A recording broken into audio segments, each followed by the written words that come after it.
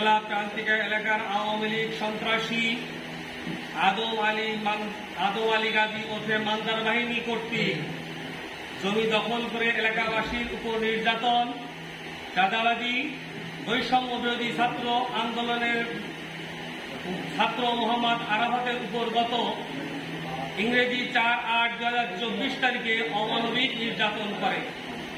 সন্ত্রাসী, মাদক ব্যবসায়ী, মহিলাকে দেহ ব্যবসার সহ এলাকাবাসীর বিরুদ্ধে মিথ্যা মামলা দায়েরকারী ও ধর্ষণকারী এদের গ্রেপ্তারের দাবিতে সাংবাদিক সম্মেলন।